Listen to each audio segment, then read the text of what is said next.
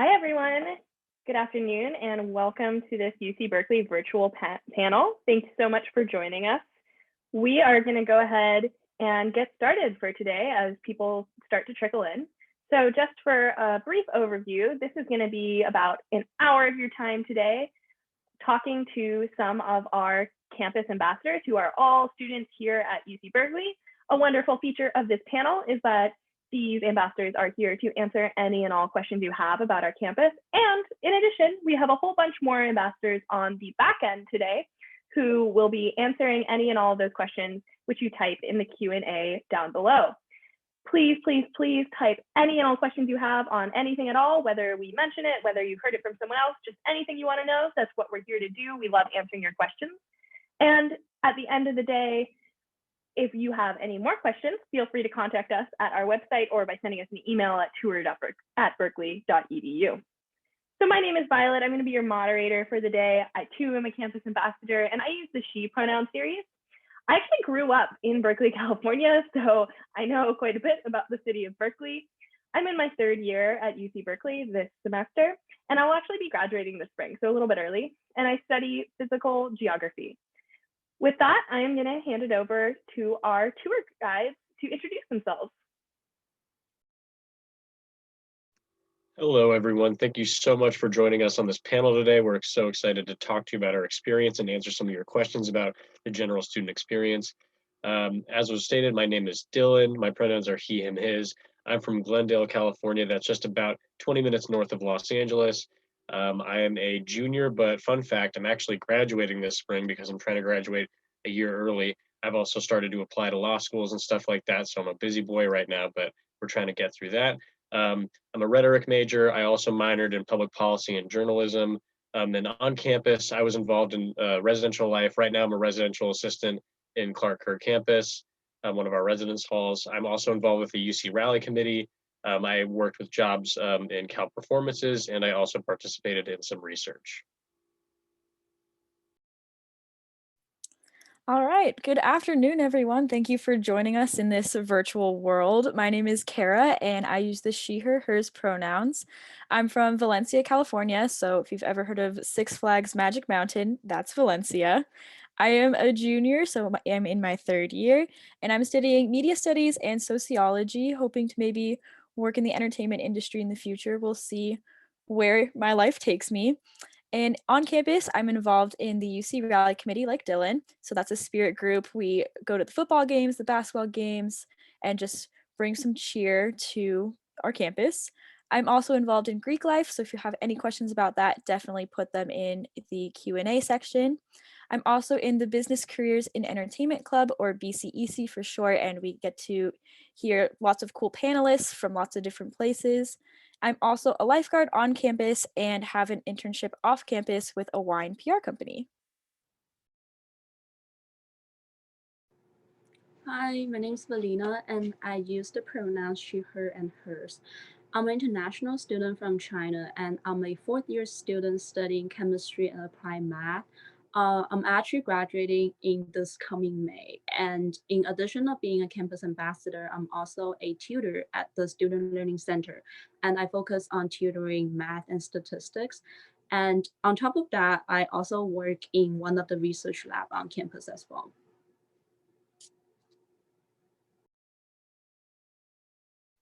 Great. Thank you guys so much, Dylan, Kara, and Vilyna. I am so excited to have all of you here on today's panel. And to those of you in attendance, please, please, please put any and all questions that you might have in the Q&A down below, because not only do these folks want to answer any and all of your questions, our ambassadors on the back end, whose faces you can't see, also want to answer them. So please keep these guys busy. This is actually one of the best on-campus jobs. We are paid and proud to be campus ambassadors. So keep us busy, put those questions in the Q&A. And without further ado, let's get started. So our first question for the day is going to go to Kara. And I wanted to ask her a little bit more about some of the popular extracurriculars on campus. So Berkeley students are obviously really busy people. We're always doing all sorts of different things. And somebody's asking, what are some popular extracurriculars? And then also, how do you get a good balance of sort of academic and social, but also, your extracurricular life at UC Berkeley? That is a great question. There's lots of stuff in there, and college is about classes, but also like joining clubs and finding your passions and interests. So I love how Berkeley really gives you the opportunity to explore lots of different things. And I have definitely taken classes that I would have never expected or joined clubs for things that I'm interested in. We have over 1,000 clubs registered on Berkeley's campus. So everything and anything is there, and if you are looking for something and you can't find it, then you can like make your own club, which is really awesome, and just kind of get more people involved in that passion that you have. I'd say that something that is really popular is decals. So these are technically like classes taught by other UC Berkeley students, and there's a bunch of topics. There's like a baking one, which is super popular. There's also a Marvel one where you like watch the Marvel movies and analyze them, which is super cool. So I'd say a lot of people are involved in those, either in the teaching side or just in the learning side. There's also a Harry Potter one, and I'm a big Harry Potter nerd, so I really want to get involved in that one. I think that'd be super cool. And then there's also just clubs, and you can find lots of different friends on campus in little pockets. It's a very big campus, but you can kind of make your own little communities, which is super cool about Berkeley. And then just finding a good balance between academic and social life is definitely something that I struggled with coming into Berkeley and still occasionally struggle with now, which is okay, just because you kind of have to learn when to do each one and just kind of figure out for yourself. But definitely, I've found that using my Google Calendar, which all UC Berkeley students get attached to their UC Berkeley email, that has definitely saved me with just being able to plan out my days and my classes and just kind of get a good feel for what I have going on for the week. So, highly recommend Google Calendars, or just getting a planner in general. Those will save your life. But I believe in you in your finding your academic and social life balance. It's a tricky line to walk, but you got this. Yeah, thanks so much for that. I think that's an excellent point that many of us would agree on. Definitely learn to use your Google Calendar if you don't already. And I also love that you mentioned decals, because I don't know, just personally, I think that's like one of the most unique things about UC Berkeley is these student-led courses. So if you guys have any questions about those, go ahead and totally put them down in the chat below. I know I've taken some on like totally different things. I took like a coding one. I took one on the charity sector. My friends love and teach the backpacking one. So there's a million of them. And kind of jumping off of that, let's talk a little bit more about like school and studying and some of the best places to study and hang out on campus, and maybe a little bit about your freshman experience as well and how you discovered these wonderful places. Do you want to take that, Dylan? Absolutely, be more than happy to. That was a great answer, Kara. I just want to go off of that saying when we talk about kind of your first experiences at Cal and how to get involved and how to establish yourself as a student at this university, organization is going to be one of your best friends. I can say when I first got to campus and was a freshman, I think I learned that your first semester is all about learning how to be a college student. And you might have to stumble a little bit to understand that. And I certainly did. When I got to college, my first thought was, let's treat this like high school. Let's get involved in as many things as you can. Let's like be the number one student like I was. Like, let's like, get my foot in every door and try to do everything I can. But I ended up overextending myself a little bit, and my grades kind of suffered because of it. I didn't do terrible or anything, but it wasn't up to the standard that I wanted to set for myself. And so I realized at the end of that semester that it's a little more important. And this is just my experience. I'd be more than happy to hear what other ambassadors might have to say about this, but it's pretty important to establish in college to get involved in the things you really care about and the things you really want to get involved in. And that is important when you think about things like what you study, what clubs you get involved in, because the things you start getting involved in your first semester here are what you're going to probably stay involved in maybe throughout the rest of your college experience. So kind of understanding what exactly you'd like to do and how to build yourself into that kind of person is very important at your first semester. And that may look a little differently now that things are online, but there are still spaces for you to get involved in clubs in a virtual setting or organizations. It's been wildly successful. I know us in the UC Rally Committee have been very accommodating to online new members. So you can always get involved in something here. But yeah, some of my favorite places to study on campus have to be some of the libraries we have. I personally love Main Stack's library. I know people have different opinions on Main Stacks, but I personally love Main Stacks. It's our biggest library. It's underground. And I just really like it because I get to go there and kind of like, you know, have my little space on my little desk and just study as much as I want the whole day and really like get my things done. And then I can leave the library in the afternoon and go have a wonderful rest of my day. So I love finding very quiet, kind of like, sanctified places to study on campus because they make me feel like I can really focus. Some students may like to study outside on Memorial Glade around a bunch of other students in the sunshine. Some may study in their own libraries for their own majors in their own buildings. But I personally love kind of the closed down, quiet library setting. But that's just a little bit about my experience. Awesome, thank you for that. We have actually 24 libraries on campus, so there is quite a variety of potential study locations. I love that you brought up main stacks. That is really a polarizing topic among UC Berkeley students. I have heard it likened to a dungeon, but part of that is the fact that it is just completely silent. So like you can get work done down there. It's also really funny because like you see people in libraries sometimes, and I don't know if you guys have ever had this happen, but just like being in main stacks and it's dead silent, and then you look up and there's like your friend is like sitting right across from you and you didn't even know you were there, and you like can't like whisper to them because everyone will look at you. Anyway, main stacks, great place to study. Thank you so much for that. All right, let's go a little bit more into freshman experiences, because I think a lot of you guys on this panel are probably folks a little bit curious about what it's like to be a UC Berkeley student. Maybe you're thinking about applying to Cal. So for Vilyna, I would love to know how kind of you made your friends at Berkeley and what your freshman year was like, and just in general, like, is it hard to be a freshman? I think that's a very good question. I wish I could like get into this a little bit earlier, like when I was in high school. I think Cal is definitely a very large school, so which means you meet a lot of people, but then you also meet a lot of challenges when you want to find the right friends to hang out. And I think how I solved this problem was to join some of the clubs that I was interested in on campus. Like for example, during my first semester, I joined a club in cultural chemistry, and because we all go to the same college and we all like take the same classes, so I feel like we have a lot in common. So I actually met some of my best friends like through a lot of club activities. But I also understand that like with all those schoolwork, not a lot of people have a lot of time to join a lot of like club activities. And although people come to Cal and they want to meet a lot of people and they want to make friends, but I still want to like give a piece of advice on like just give yourself some time to reflect on yourself. Like don't feel bad if you don't have anyone to hang out during the weekend. I used to feel bad because like I feel like I always eat alone. I always like go to the dining hall just by myself.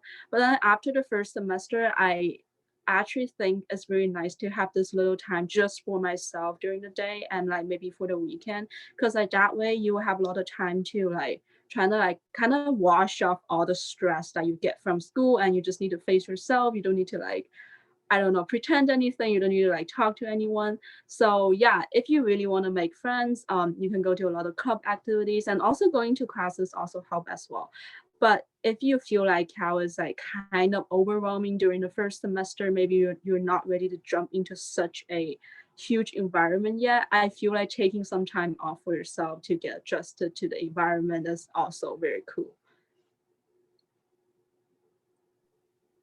Thank you so much for that. Yeah, I love that you brought up like how different people's different freshman experiences can be. Like some people come to campus and the first thing they want to do is make like 5 billion friends and join every single club that flyers on Sproul Plaza.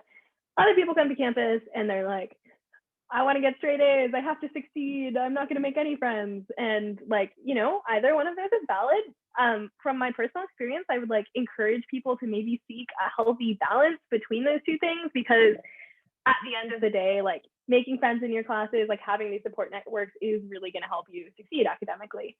If anyone wants to jump on and add to that, you're more than welcome to. Otherwise, we'll keep going. Anyone? Okay, so we have a question from a visitor today asking, what is the most interesting class you've ever taken or you've taken? I assume they mean at UC Berkeley. So let's start off with Dylan. Do you want to take this one? Yeah, I can start off, and I'd love to hear what some of my other ambassador friends have to say, because as we all have different majors, we're going to have very different answers. But I can say, as a rhetoric major, by far the most interesting class I've ever taken here is probably Rhetoric 20. Rhetoric 20 is kind of all about breaking down your preconceived notions of how the world works, in terms of politics, social structure, everything. It really is a deconstruction of just everyday life and media and consumerism and everything, and just kind of broke down the world for me and showed me that things are the way they are, but they don't have to be that way. And there's a specific reason they are that way, and there's specific motifs and things around that. And it just showed me that even though the world is really can seem scary and big and important sometimes, when you give it a little push, a lot of things don't seem as scary as they might seem. And it helps you understand the world a lot better. And it really kind of broke my mind open, and kind of, it really did kind of tear down everything I thought I knew, and was like, this is how the world actually is, which is the peak college experience. If you find a class that makes you rethink how you interpret the world, and that's a great class you found. It made me fall in love with the rhetoric major. That's a lot of what we do in the rhetoric major. It's all about analyzation, deconstruction, through kind of language and writing and stuff like that. And so I really love the major. I love that class. It definitely is the pinnacle point that made me know I wanted to study this and I wanted to keep being a college student. So that was probably the most interesting class in my experience. I love that. I mean, I think a lot of us have that experience. For me, it was geography N20 over the summer, globalization. That is such a college freshman thing. It's blow your mind. Oh my God, the world is how it is for a reason and you can change it and it's crazy. So I would love to know if the rest of you guys have taken classes like that, or, maybe you have a favorite class for a different reason. Do you want to take this one, Kara? Yeah, definitely. I think I have two classes. One of them is in my major, and then one of them was just a fun class. So I'll start with that one. And it was during my freshman year, I took a class on dinosaurs, and that one was just pretty cool. Just had nothing to do with anything that I was studying, but it was just really cool to see prehistoric life and learn a little bit more about that. And as a kid, I was a big fan of The Land Before Time, so it was kind of just continuing all of that, and I just thought it was a super cool class. And since I'm in the College of Letters and Science, it fulfilled my physical science breath, so that was perfect. And my other class that I found really interesting, I took this past semester, and it was television studies with one of my favorite professors. His name is Josh Jackson. He just has so much energy and is really passionate about everything that he teaches. So this class really gave me an insight into just television throughout its entire lifespan, I guess, because it really is only less than 100 years old, but it really has such a huge impact on everything that we do, just from Netflix now, and how everything is shifting more to streaming platforms rather than cable. So that was just super cool to see how the whole thing has just kind of played out over the past 75-ish years or so. And I was really interested in that, and I love the energy that Professor Jackson brings. So those have been my two favorite classes that I've taken in my 2.5 years now. I love that. Thank you so much, Kara. I love dinosaurs. How about you, Vilyna? What was your favorite class?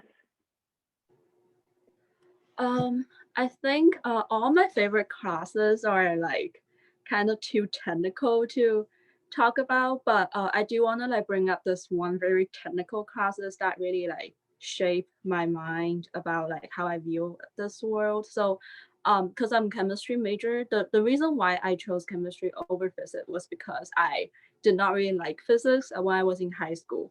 But then when I enter UC Berkeley, and if I want to become a chemistry major, I have to take quantum mechanics, which is a very advanced physics class.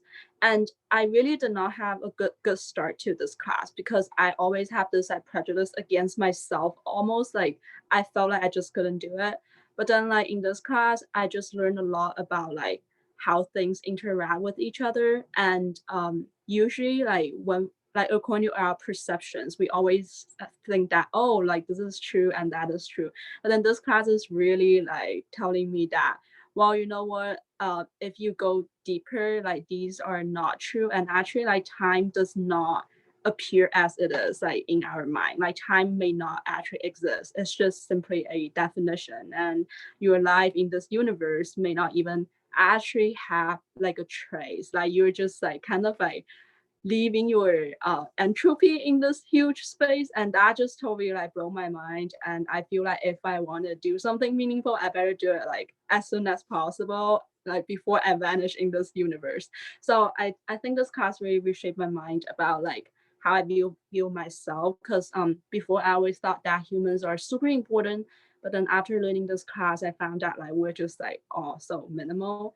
And I also like learned a little bit more about myself as well, because before, like when I think people are important, I always think myself is important as well. But then after this class, I learned that like, you know what, like all these are gonna be unimportant someday, so might as well just like make every second count. So I feel like this class, like even though it's like a physics class, but it teaches me a lot of things about like how I should be about my life. So yeah, I would rank it as one of my most favorite class like here. That was awesome. Thanks so much. Yeah, there's nothing like a couple classes in quantum physics to really make you feel small and unimportant in comparison to the universe.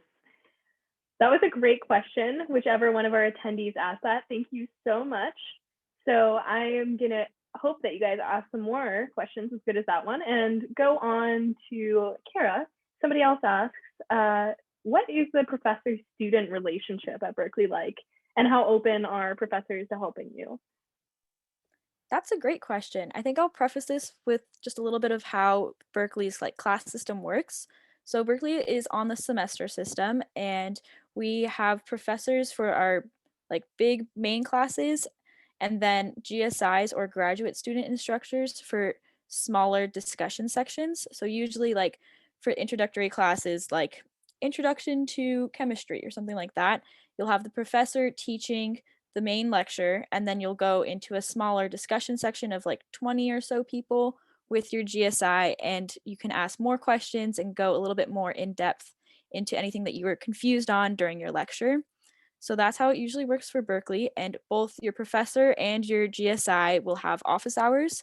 So you can go in to their office, and right now they're all like in the Zoom virtual offices, and you can ask questions about an upcoming midterm or ask for some help on forming your thesis for a paper, or you can just like ask about the professor's research if they've talked about it in class and maybe you want to get involved with that. So office hours are pretty open, and I highly recommend taking advantage of those just because it's really a time for you to get to know your professor more and for your professor to get to know you more and for you to just get some help on anything you're struggling with or to just chat with them. So those happen every single week, and you can go in. There's no limit to whatever you go to. You can go to as many or as little as you want to, but definitely recommend going to more rather than less.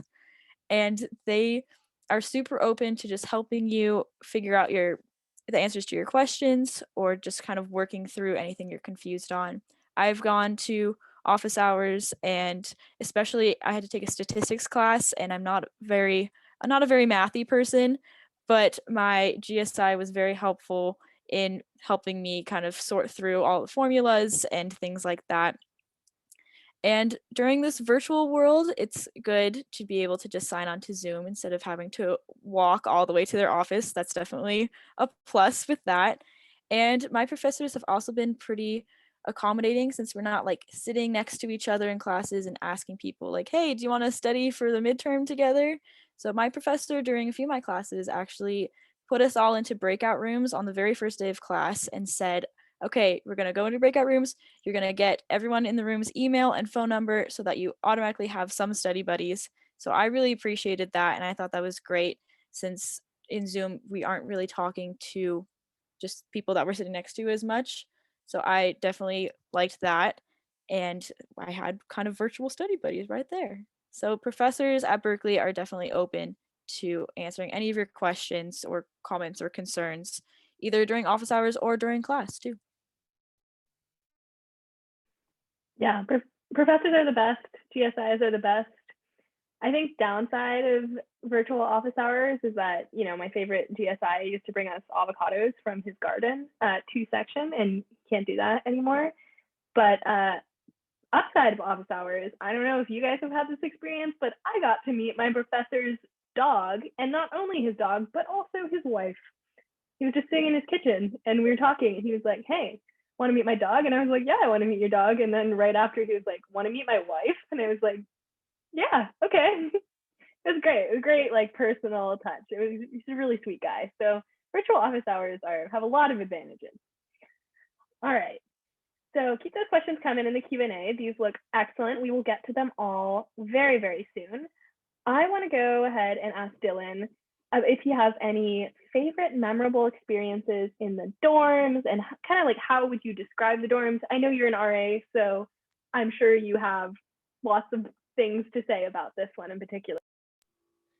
Absolutely. I could talk for hours about the dorms. Most of my experience as an undergrad kind of revolved around residential life because before I was a resident assistant, I was really involved in student life government in the residence halls because as like plenty of people you'll probably meet at Berkeley, I was a huge ASB kid in high school, student government kid in high school, and I really wanted to get involved in student government in any capacity at UC Berkeley. And I knew about the ASUC, the Associated Students of the University of California, our own little like actual public student government. But I wanted to be like a little more involved in kind of the daily lives of how students lived, because that's where I thought my strengths were. And so I got involved in Hall Association and the RHA, the Residence Hall Assembly, which is kind of like our little like student government for the residence halls.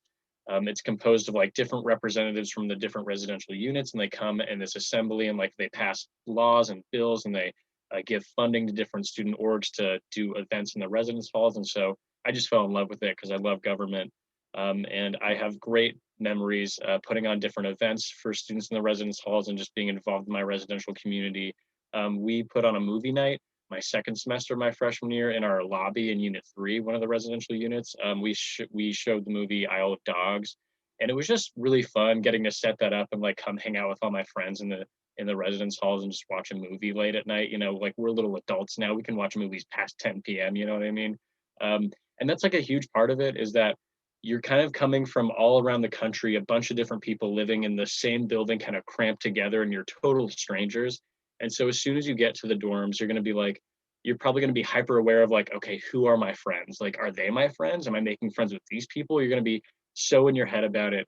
But I learned to just kind of like kick back and just, the people I hang out with are the people I hang out with, and I want to keep hanging out with people I have fun with. And I ended up getting to build a great community with people I still see often from the people I lived with in Unit 3 a long time ago. And I'm very grateful because it got me to stay involved in residence halls. And now as an RA in Clark Kerr, I get to support residents who were just like me 2 years ago.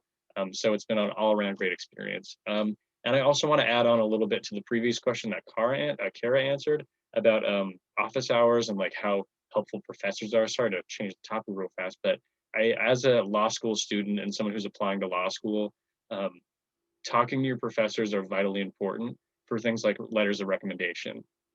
I was super scared to do that, to just knock on a professor's door, or in my case, virtually knock on their door and be like, "Hey, I know you're super busy with the way 2020 has gone and everything, but could you write like a whole letter about how great I am?" And so that's like super intimidating to ask, but luckily I'd built up good relationships with some professors, and so they were super helpful and welcoming. And they only agreed to help me because I had built up relationships with them over time throughout my undergraduate career. So it's important for you to talk to professors as well. And they get a great experience out of it. You get a great experience out of it. You'll learn a lot from professors. They're professionals in the academic field. They can teach you a lot more than just about the subject. So I really recommend that. But I had a great experience in the residence halls, and I really recommend it. Thank you so much for that. Yeah, I think Dylan and I are doing similar things. We're both graduating after 3 years, and I applied to some master's programs this fall as well.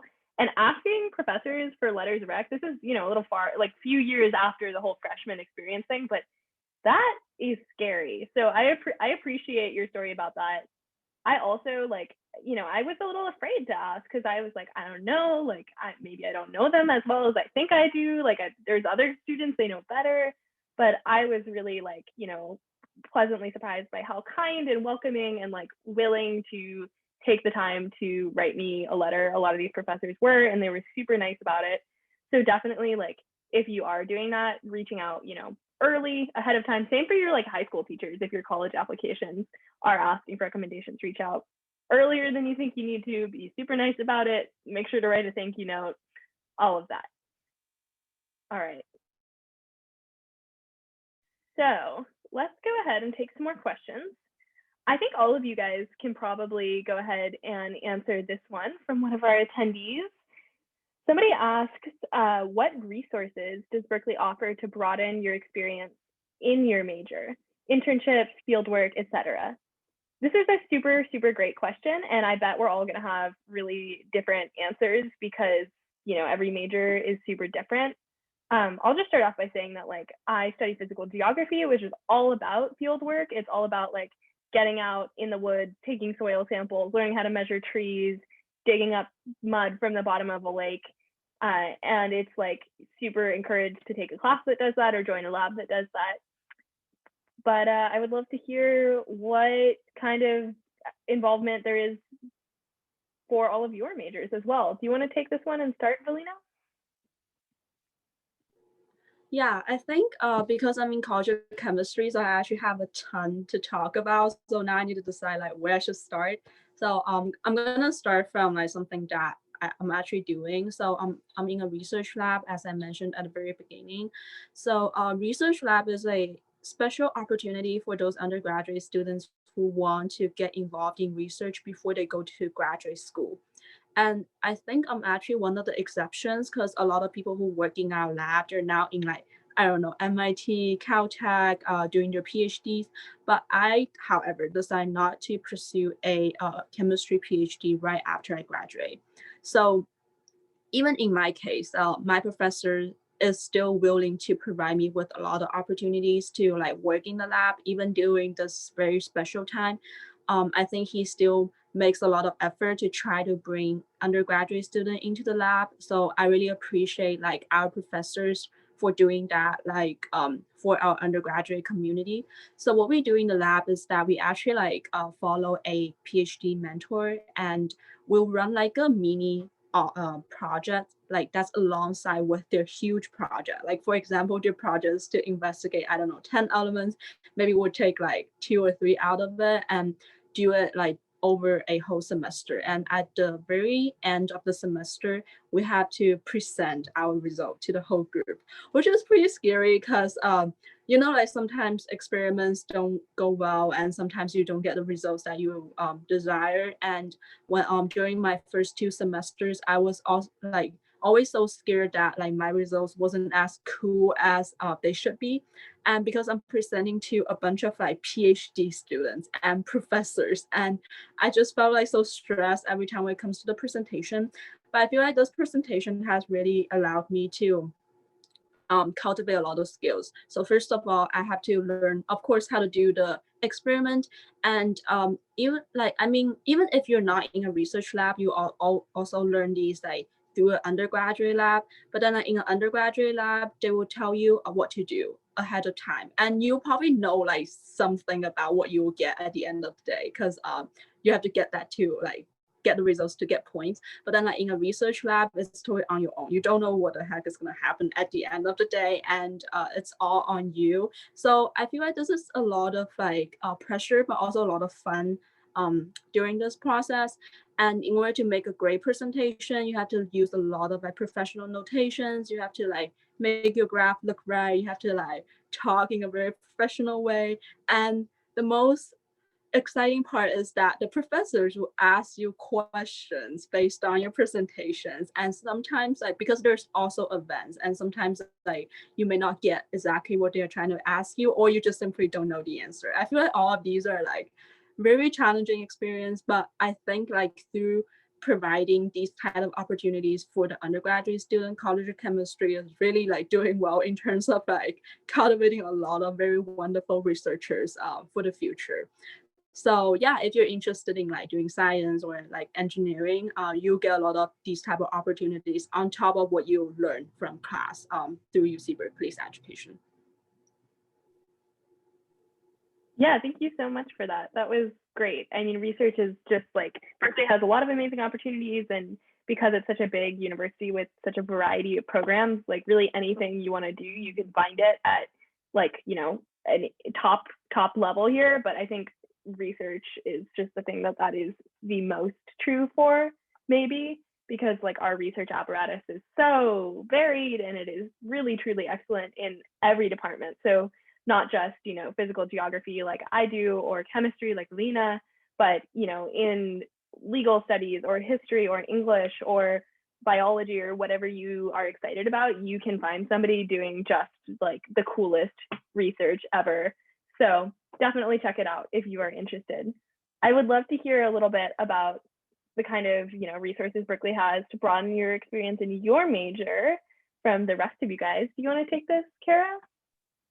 Definitely. Berkeley has so many different things. And just to go off of the research that Vilyna was just talking about, we also have URAP, which is kind of the big research program that a lot of students get their research opportunities through. So I personally have not done URAP, but I have had lots of friends who have done URAP. And it's not like strictly only for people in more STEM majors. So actually the biggest one is the history department. So that's pretty cool. One of my friends was able to do research through URAP in the English department. She was helping someone like file research for one of their books, which was really cool. And she got to do that virtually and in person. So URAP is still adapting to both of these worlds that we're living in right now. And I have an off-campus internship at a wine PR company that I actually found through one of my sorority sisters. So there's also resources that you can find in clubs or other groups that you join. So the resources just keep coming wherever you are, whether you're in class or if you're in your club meeting, just lots of different things. And for my major, one of our advisors actually sends out like weekly emails with a bunch of different things to apply to, like whether that's scholarships or internships. She kind of does like a little wrap up of the week of different opportunities that have been sent to her that she passes on to us. So I find that really helpful. They all have little blurbs explaining what they are. So definitely like that. And then if you also just have no idea what you want to do, we also have the Career Center. And I have had lots of friends who have found jobs for post graduation through their help. Like some of them, they had no idea what they wanted to do after graduation, but they went to the Career Center and she was able to just find a job to start right that summer. So that's definitely a great resource that is available to all students at Berkeley. And I think it's online as well. I think they've moved all of their resources to be through Zoom. So even if you are graduating, like some of our ambassadors here, very sad, you can still get all those resources. Yeah, thanks for mentioning both URAP and the Career Center. I think those are super, super valuable resources. I would love to kind of close off this question just hearing a little bit from Dylan, because I think you probably have like a pretty different experience with, the sort of like major adjacent programming than all of the rest of us. Definitely. My experience is a little more unconventional when it comes to internships and experiences that kind of broaden my experience with my major. Rhetoric doesn't really have a huge, it's not like kind of like biological science, kind of one of those lab ones where I'm like in a lab doing rhetoric research. It's more like, I read books and like I kind of study things like that. And so our careers, like our advisors, like send me opportunities all the time. Like, here's different things you have to do, but they're not very centralized. So I kind of went out and kind of wanted to figure out my own thing to do and how I see, like how I would apply my major experience to the things I did through different internships. And that comes through a multitude of things. But the one thing I can connect to it and that I can speak about that Kara mentioned is URAP, the Undergraduate Research Apprenticeship. I got involved in the social studies department, cleaning and organizing and interpreting election data from the European Union.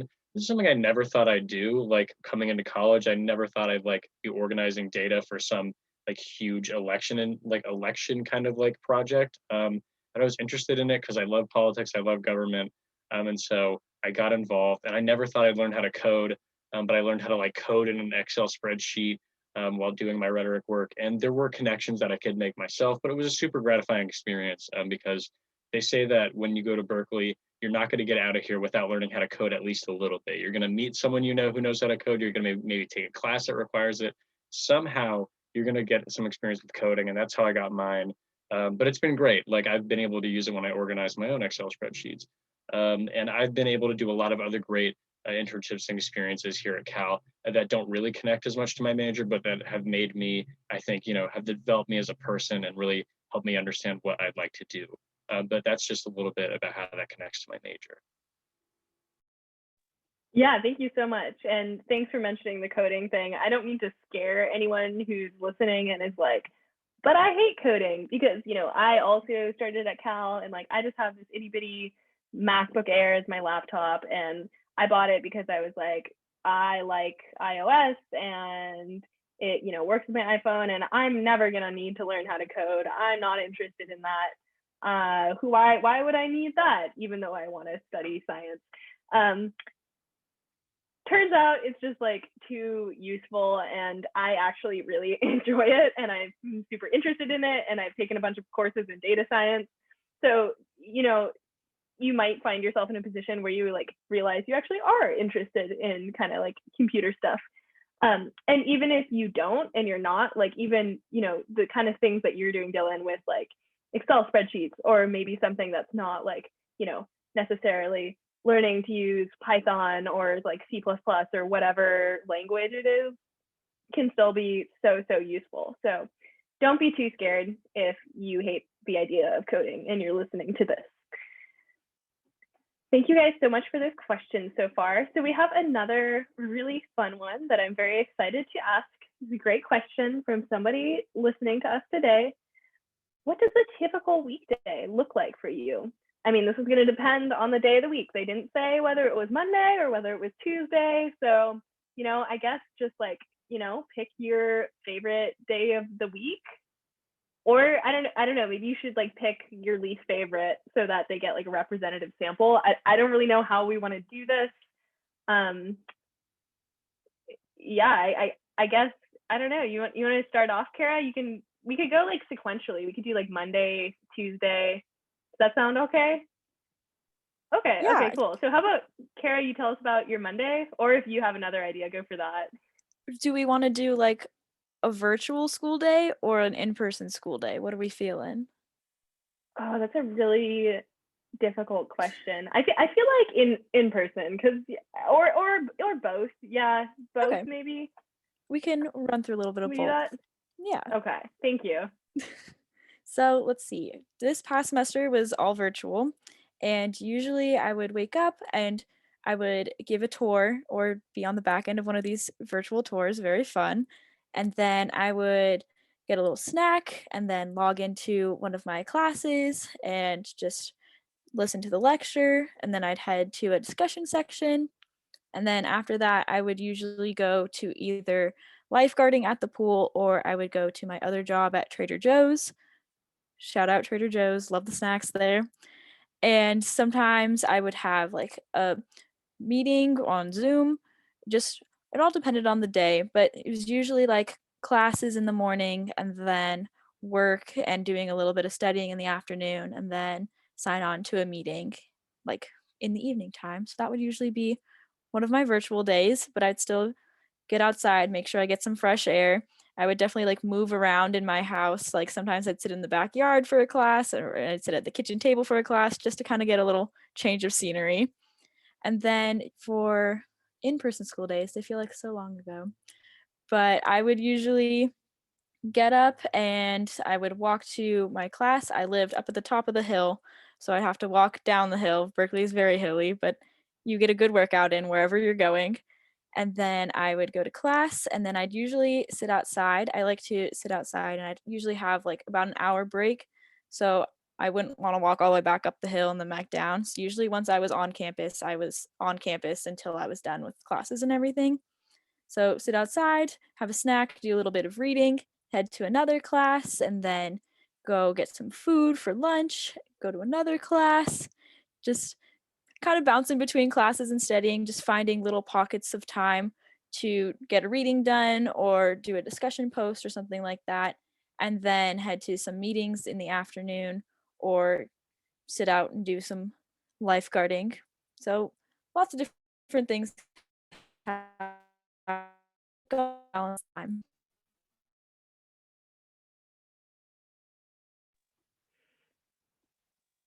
Awesome. Thank you for that. That was great.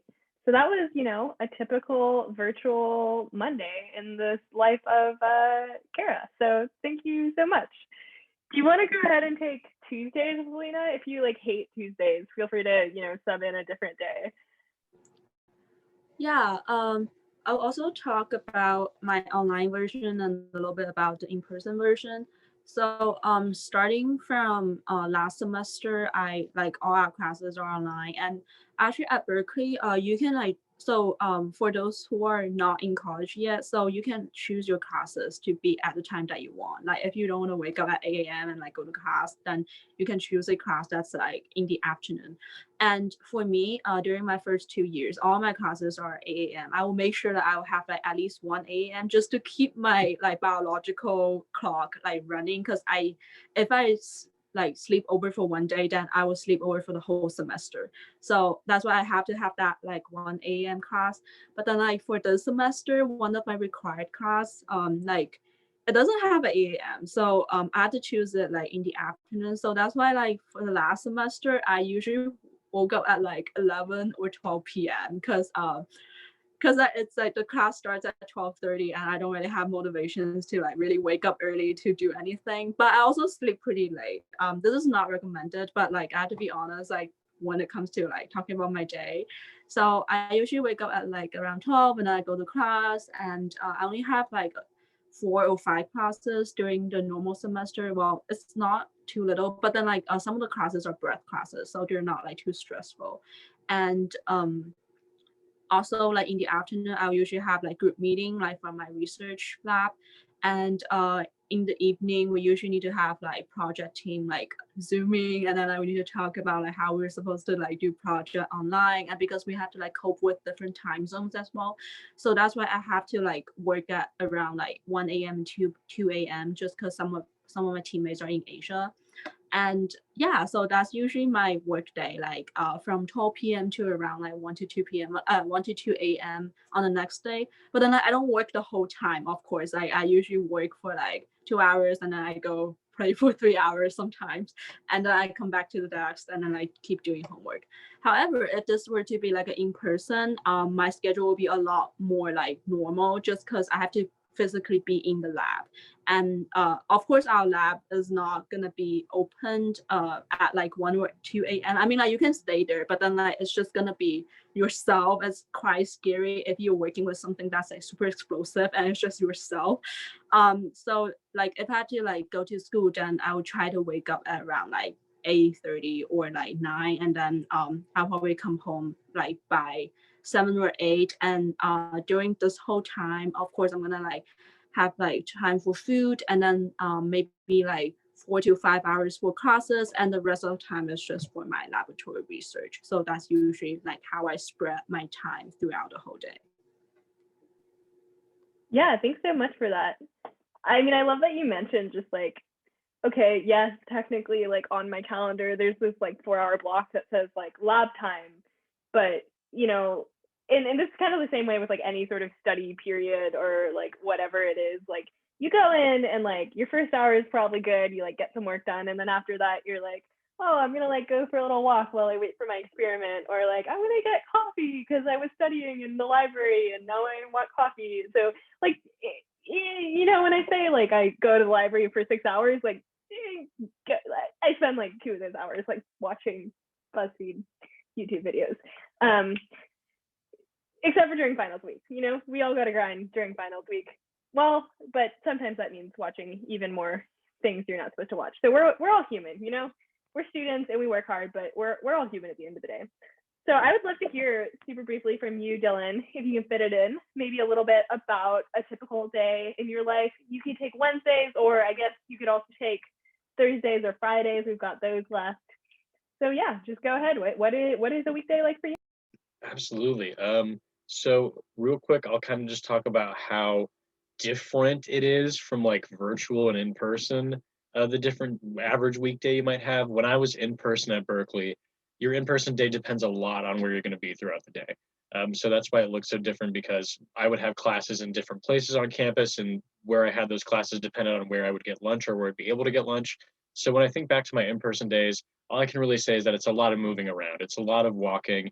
Campus is a little bit hilly, so you're going to get a good calf workout. It's not that hilly. You can also get like a bike or a skateboard if that's something you want to use to get around campus, but it is manageable.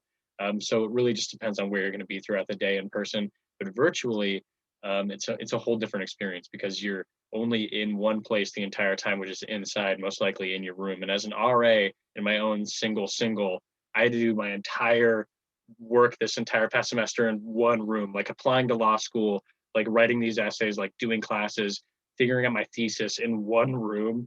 So it got to become a little bit, but you really have to kind of schedule out your day.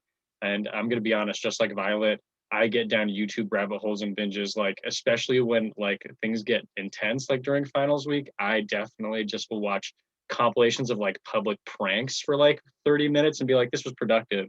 Because Violet knows what I'm talking about. That's what happens. But at the end of the day, you can bear down and get through it. But my average day virtually just comprises of me waking up a little too late, to doing my first half hour of class in bed, kind of just with the laptop like near me, like camera off, everything. And I'm just like kind of taking notes. I get up, I take notes, and then I go get food and kind of just really start my day. So it kind of snowballs into productivity, but that's how it might be for different people. But that's just kind of how my virtual days go. I love that. Thank you so much, Dylan. Yeah, you really touched on like how your day not only depends on like where you are in campus, but it also depends on like the degree to which you are a severe procrastinator. Like I have some friends who just get everything done before like 12 o'clock, and then they go climbing for the rest of the afternoon because they've never procrastinated in their entire lives, and I really envy them. But unfortunately, I'm not one of those people. Maybe you can be, folks listening to this panel. All right, so for our last question of the day, just really quickly, I would love to know, kind of why each of you ended up coming to Cal in the end, keeping in mind that like many of the people listening to this are probably people thinking about doing that same thing themselves, and then a little bit about your Berkeley story. Why don't we go back to Kara? Yeah, I can kick us off with this. So when I was applying, Berkeley wasn't even on my radar really. I thought it was too sciencey, and so I was like, maybe not. And then I did the UC application because all of the UC campuses are just on the same application. And my mom was like, well, you already did all the work. Why don't you just check another button? And I was like, well, sounds easy enough. San Francisco's kind of cool. I could go there. So I checked the button, hit submit, and then a couple months later, there was confetti in my little email, and I cried tears of happiness. So it was beautiful. And then I ended up visiting for Cal Day, which is our big open house that we usually host like mid-April. And I just loved all the energy and how passionate so many students were about so many different things. Like I walked through the main campus walkway, Sproul, where everyone had tables set up and they were like shouting about their clubs and advertising for their events. And so I just love that vibrant energy and all the passions that you could see on display. And I really think Berkeley has become such a great home for me, and I'm really glad that I made this decision because I've just found so many amazing people who support my passions and I support their passions as well. So I just love this energy that is found here on Berkeley's campus. Yeah, thank you for that. That was great. Do you want to answer this question next, Vilyna? Yeah, so I went to high school in Los Angeles, and I was pretty sure that like I wanted to go out of California and like go experience some other states. But then but that was based on the assumption that I was gonna get into Berkeley though. But then I actually got into Berkeley, and I think Berkeley is really attracted to me because it's a really like good school for science and engineering. And before coming to Berkeley, I already knew that like I wanted to major in science and or engineering. So that's one of the big factors for like why I chose Berkeley. And I think like San Francisco also has a really special environment as well. So I think San Francisco has a greater mix because like for those who are in LA, you know that like the Asian community there is like huge. But then I feel like in San Francisco, we have a really good mix. And I just kind of like want to jump out from my comfort zone and kind of experience another culture. And on top of that, I also know that like UC Berkeley is very famous for the research.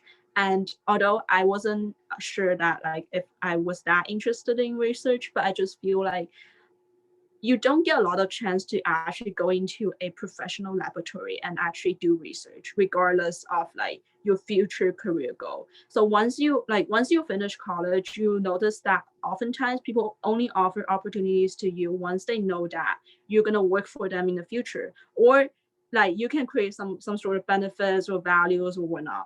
But then like I think UC Berkeley is a really good environment for like professors will literally give you opportunities just for you to try out. They're not expecting you to become famous scientists. They're not expecting you to like make great profits for them. So I feel like if you want to choose a undergraduate institutions and that allow you to try a lot of different things in professional labs, like if that's part of your career goal or if that's part of your interest, I feel like UC Berkeley is a really good fit. At least these are the factors that really like guide me at UC Berkeley. And I would say that like oftentimes like school will advertise themselves and say that like, oh, we're like wonderful, amazing, but then like once you come here, it's actually not true. But I can guarantee you that like this is absolutely true at UC Berkeley, because I am nowhere like above average. I'm probably just like kind of at average or even a little bit below average, and even people like me can get into research labs. So if you have like one tiny bit interest in research, you should come here and you should try to like explore more at UC Berkeley. Thank you so much for that. I think it's pretty funny that you're like, I'm at or a little below average, because I also feel that way, and I think maybe everyone feels that way. So like I have no way of knowing like whether I'm above average or below average at Berkeley, but because everybody is like so amazing, sometimes you feel you're like, I am average at best. It's probably not true. You're probably amazing. You're probably like, 10 out of 10, but it's, that just sometimes we feel that way, and we got to remind ourselves that we're all great and it's great and we love being here. So last but not least, you want to tell us a little bit about why you ended up at Cal, Dylan? Yeah, absolutely. So when I was applying to colleges, the first thing I thought when I was applying was I don't want to go to school in California because I'm born and raised in LA. Like I'm done with the California. I want to go experience something else. And then number two, I don't want to go to school in the Bay Area. I was like, no, California. I will not go to school in the Bay Area. I was just like, I need to get out of here. Like I can't just go to LA North in San Francisco, which is not what it is. But I was just like, I don't want to stay in California. And I was really interested in DC schools because I was interested in politics and government and stuff, and I was like super amped about it. And so I visited some of those DC schools my like last year of high school, and I realized that it wasn't really the crowd I wanted to be around. The schools seemed like very, like high tower, like ivory tower, like they were very kind of into themselves, and like they had a mission in DC, like this is kind of what they did. And I was just like, it doesn't seem like this is kind of my community or my people. Why don't I give the UCs another look and see if that's something I want to do? And so I applied to UC Santa Barbara, UC Davis, all these other schools. And I wasn't planning on applying to Berkeley because I didn't think of myself as that kind of caliber student, because Berkeley is such like a wonderful place. Because I knew it was a great school, even though it was in the Bay Area. And my mom, similar to Kara, my mom was like, why don't you just check off the box? You already filled out the application. Like, it's just one more school. Like, let's give it a shot. And so I clicked the box. And just like everyone else has said, when you get that email and like you see the confetti, you're just shook for like the next 2 hours. You can't really do anything. You're like, oh my gosh, Berkeley wants me to go to Berkeley. That's ridiculous. And so I was super nervous. And I was super nervous, I think, for right reasons. I was scared of being kind of a little fish in a big pond, because I knew how all these horror stories about how competitive Berkeley is, or how like there's no space for you. And I was super nervous to go. I was so intimidated. But then I decided to visit with my family on Cal Day, which is, a day of celebration for UC Berkeley, where it's kind of like an expose of the greatest things you can do at Cal. And while I found all these things interesting, like the presentations from different academic departments that I was interested, I was like, these are all interesting and cool. The one thing that really convinced me that Berkeley was the place I wanted to go was just standing in the middle of Sprout Plaza and like seeing all these very passionate Berkeley students advocating for their clubs and organizations in their and their issues, like all up and down, like shoving flyers in your face, like screaming about how passionate they are about these different issues, like social, political issues, like technological issues, like new innovations, like everything. What really convinced me was just being amongst that student body.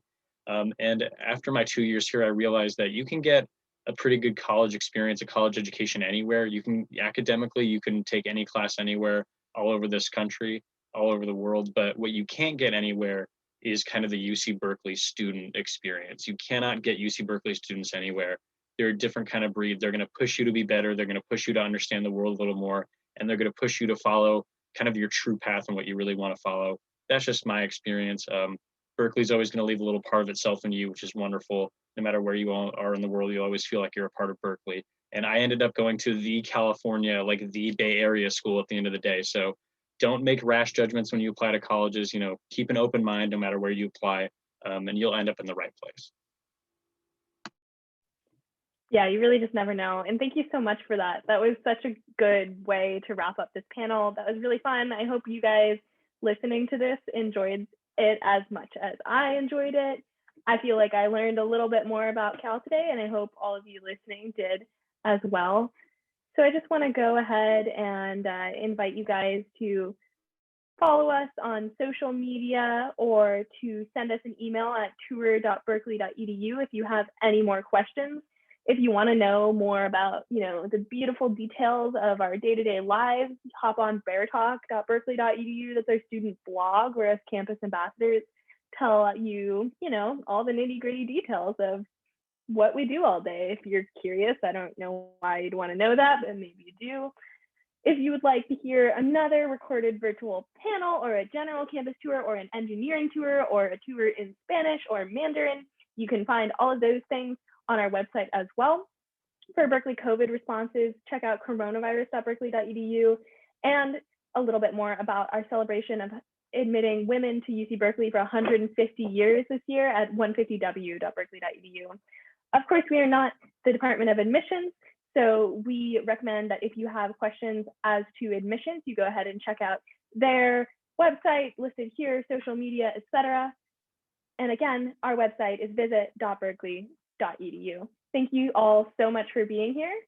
And to kind of conclude this panel, I'm just going to ask those of us who are on it to unmute ourselves. And I think you all know what's coming next. On the count of 3, we're going to have a little 1, 2, 3, go Go Bears! Bears! Bears.